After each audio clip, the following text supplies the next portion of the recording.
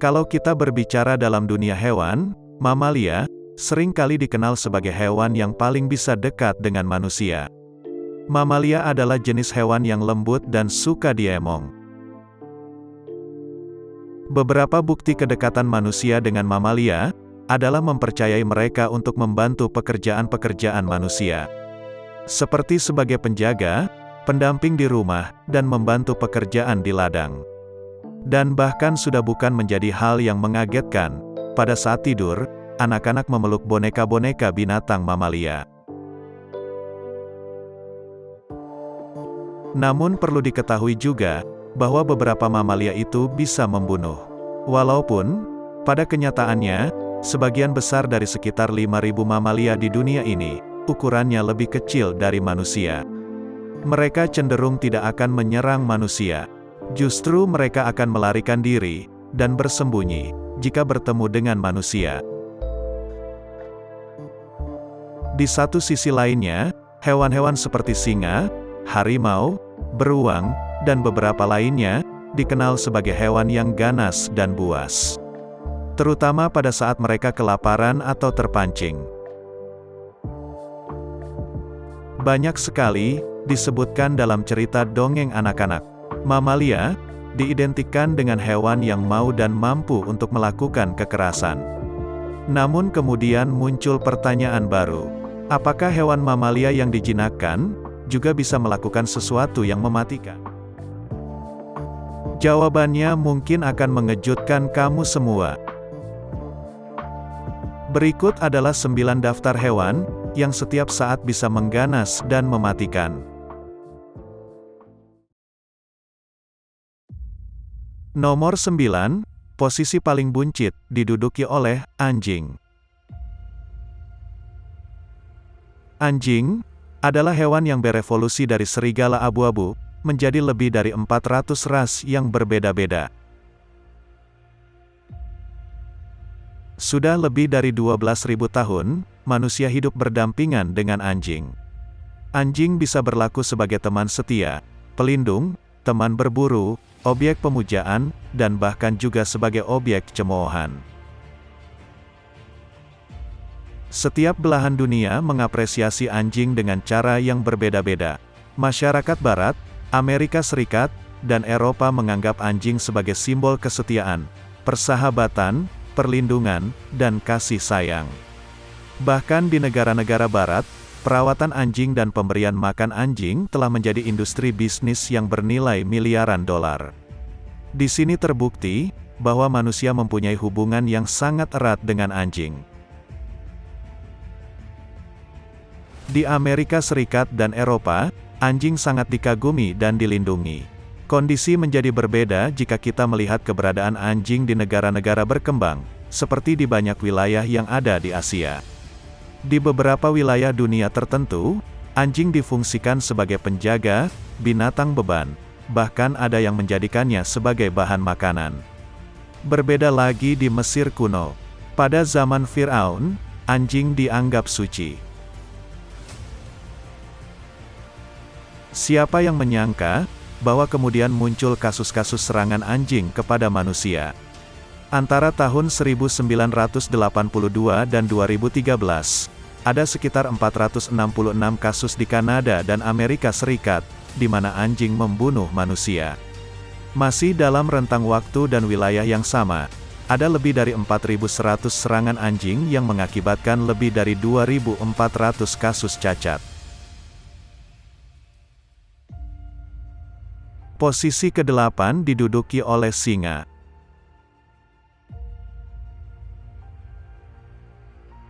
Singa memangsa berbagai macam hewan, mulai dari hewan pengerat, hingga ke hewan yang lebih besar, seperti kerbau, dan kuda Nil. Namun pada umumnya, singa memburu hewan-hewan berkuku, yang berukuran sedang hingga besar, seperti rusa kutub, zebra, dan antelop. Pemilihan mangsa bisa berbeda-beda, tergantung dari keadaan geografis, tempat di mana singa tersebut hidup. Diketahui juga, bahwa singa mau untuk memangsa gajah dan jerapah, namun jika mereka masih muda atau dalam keadaan sedang sakit. Singa juga siap untuk memakan segala macam daging yang mereka temukan, termasuk bangkai, dan daging segar yang mereka curi atau mereka ambil dari hiena, cheetah, atau anjing liar. Di sabana terbuka, bahkan singa betina juga mahir melakukan perburuan. Singa jantan biasanya mengambil hasil buruan yang didapatkan oleh singa betina. Namun secara umum, singa jantan lebih mahir dalam berburu. Mereka jarang menghabiskan waktu dengan singa betina, dan lebih memilih untuk tinggal di semak belukar atau di hutan. Singa jantan cenderung berburu dan mencari makan untuk mereka sendiri. Walaupun singa terlihat sebagai binatang predator yang paling tangguh di darat, namun ternyata, sebagian besar perburuan mereka mengalami kegagalan. Singa tidak pernah memperhatikan arah angin, yang dapat membawa aroma ke mangsa mereka. Dan seringkali mereka kelelahan setelah berlari jarak pendek. Singa mengintai mangsa dari tempat persembunyian terdekat, dan kemudian mengejar, dan menyerbunya dalam waktu yang singkat dan cepat. Mereka kadang berburu secara kelompok. Singa-singa mengepung mangsa, dan terus mendekatinya dari arah yang berlawanan. Sering kali terjadi, hasil buruan menjadi perebutan antar mereka sendiri.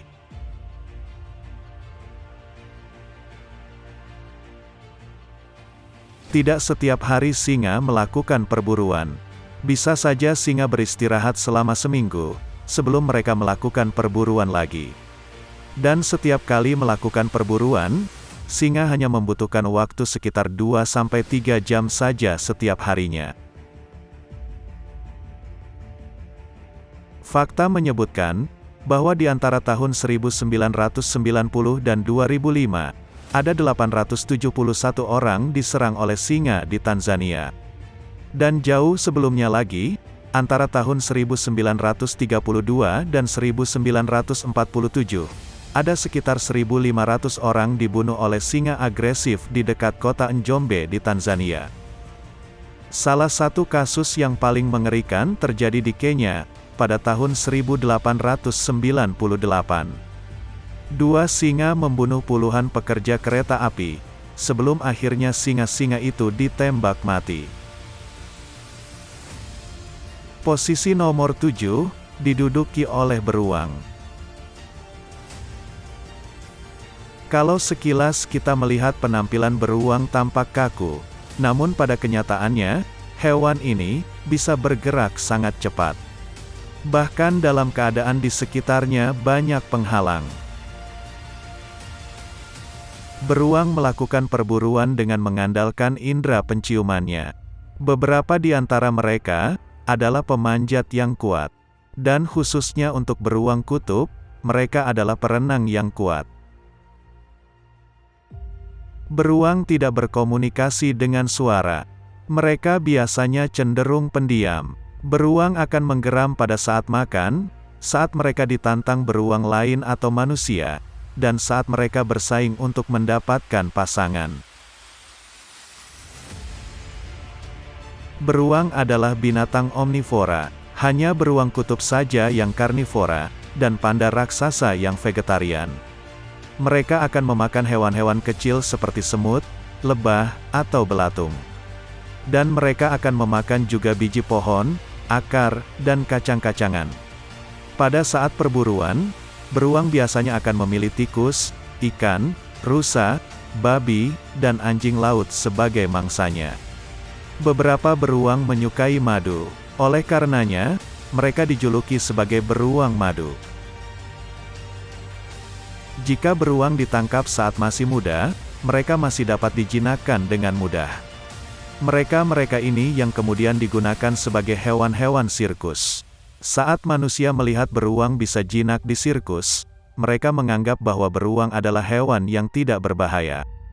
Kesalahan asumsi ini, yang kemudian menimbulkan banyak tragedi antara manusia dan beruang. Beruang kutub dan beruang grizzly adalah beruang yang paling berbahaya. Diketahui juga, bahwa beruang coklat Eurasia dan beruang hitam Amerika juga menyerang manusia. Dan beberapa jenis beruang lainnya di Asia, juga diketahui bisa merusak ternak, buah, atau tanaman-tanaman lain seperti jagung. Hewan mematikan nomor 6, diduduki oleh kuda Nil. Hewan ini telah banyak dikenal sejak zaman kuno. Kuda Nil sering terlihat berjemur atau tidur di tepian perairan sungai, danau, atau rawa. Tubuhnya besar, kakinya kekar, kepalanya besar. Berekor pendek, mempunyai 4 jari di setiap kaki, dan setiap jarinya mempunyai kuku. Kuda Nil bisa beradaptasi dengan baik dengan kehidupan air. Telinga, mata, dan lubang hidung terletak tinggi di kepala, sehingga bagian-bagian itu tidak ikut terendam dalam air. Telinganya dan lubang hidungnya bisa dilipat, sehingga mereka bisa berlama-lama di perairan. Kuda Nil tidak berkeringat. Mereka bisa mengalami dehidrasi, dan kehilangan air dengan sangat cepat melalui kulit. Oleh karena itu, kuda Nil harus selalu dekat dengan air, agar mereka tetap terasa dingin. Fakta menyebutkan bahwa jumlah kematian manusia karena serangan kuda Nil ada di angka sekitar 500 hingga 3.000 per tahunnya. Hewan mematikan yang selanjutnya adalah harimau. Dalam hal keganasan dan kekuatan, harimau adalah yang terbesar dari anggota keluarga kucing. Rival satu-satunya adalah singa. Harimau yang terbesar adalah harimau Siberia atau Amur. Berukuran panjang hingga total 4 meter, dan mempunyai berat hingga 300 kg. Sedangkan harimau India atau Bengal adalah yang paling banyak jumlahnya, yang menyumbang sekitar setengah dari total populasi harimau yang ada. Bagi beberapa kalangan tertentu, aura harimau masih sering dijadikan sebagai simbol kekuatan dan juga kekaguman yang telah diilhami selama ribuan tahun. Banyak praktek-praktek menggunakan bagian tubuh harimau sebagai jimat, obat, atau tonik, walaupun jika dibuktikan secara ilmiah, masih belum bisa dipertanggungjawabkan kemanjurannya. Komunitas animisme tertentu di Cina masih menyembah harimau. Setiap tahun ke-12 dalam kalender Cina adalah tahun harimau. Dan jika ada anak yang lahir di tahun tersebut, maka dianggap anak tersebut akan mempunyai keberuntungan dan juga kekuatan. Begitu juga dalam mitologi Hindu, harimau dipercaya sebagai kendaraan Dewi Durga. Fakta menyebutkan, di India, harimau memiliki sejarah pernah menyerang pengunjung manusia yang masuk ke kebun binatang, atau memasukkan tangan mereka ke kandang.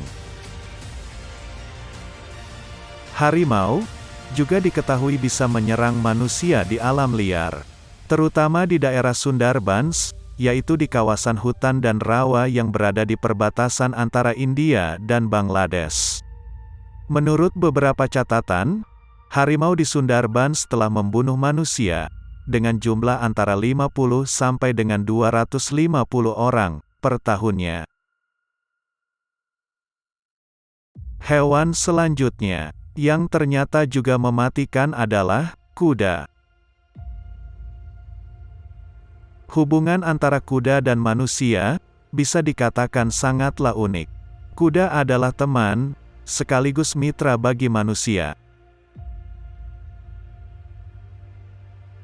Sosok kuda diapresiasikan dalam bahasa Inggris dalam istilah-istilah ksatria, yang berkonotasi sebagai kehormatan, rasa hormat, sopan santun, dan keterus-terangan.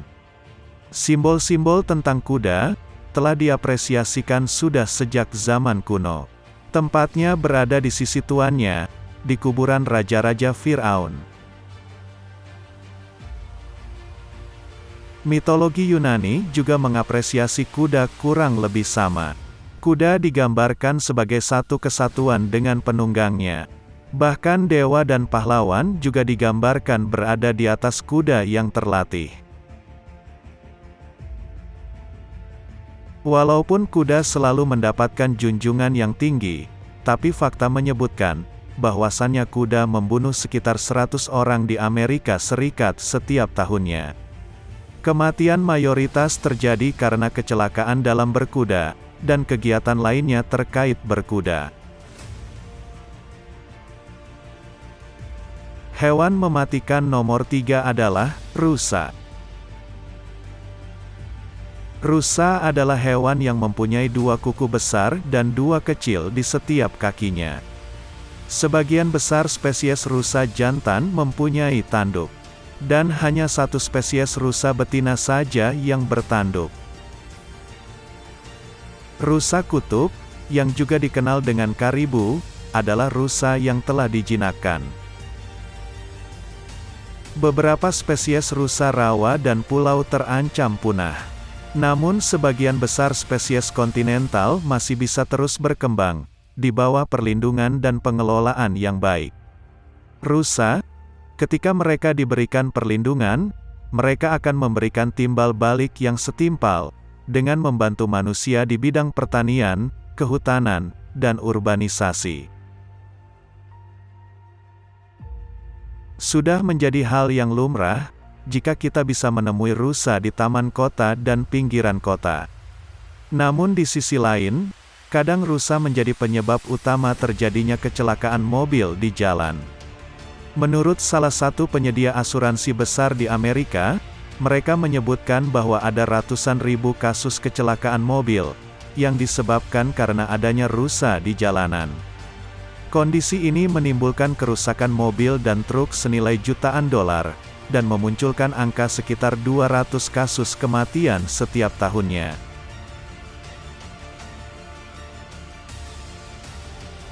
Hewan mematikan peringkat kedua adalah gajah.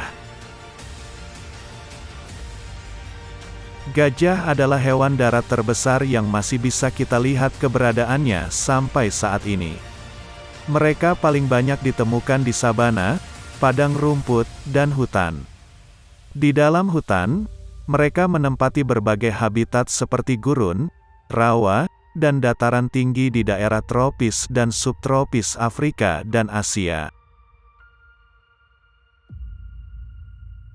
Sabana Afrika, atau yang dikenal dengan gajah semak, mempunyai berat hingga 8.000 kg.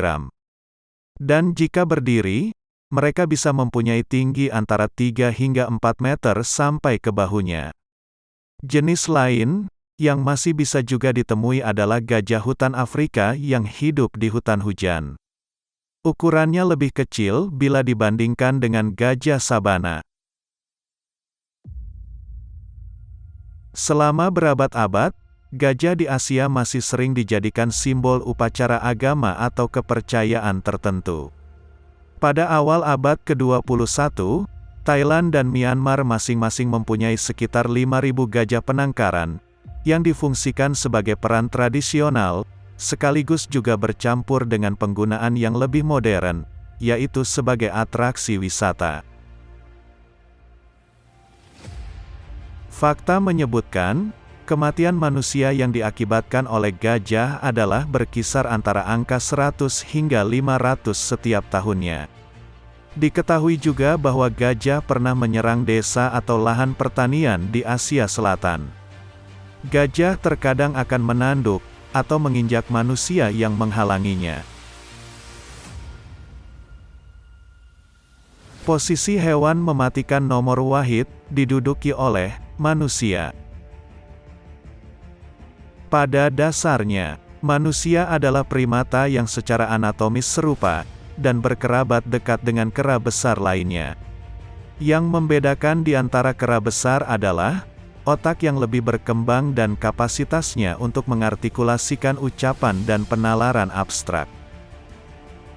Satu hal yang tidak bisa terbantahkan sampai saat ini adalah keberadaan manusia sebagai pembunuh manusia lainnya. Secara global, diperkirakan ada 56 juta orang meninggal setiap tahunnya. 526.000 diantaranya terbunuh karena kekerasan bersenjata. Dan diyakini, 75%-nya adalah pembunuhan yang disengaja. Selain itu, tercatat ada sekitar 54.000 manusia meninggal akibat dari kekerasan yang tidak disengaja. Dan 55.000 orang lainnya meninggal setiap tahunnya, diakibatkan dari peperangan dan terorisme.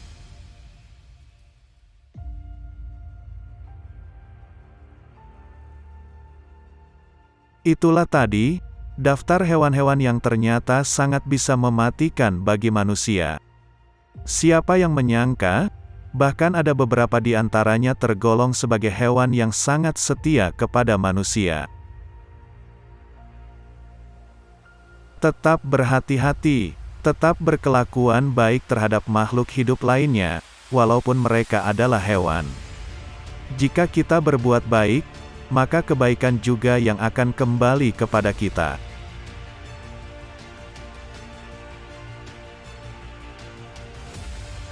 Kamu menyukai fakta-fakta unik seperti ini, maka pastikan kamu like dan subscribe channel kami. Kamu akan menjadi yang pertama yang mengetahui fakta-fakta unik yang ada di sekitar kita.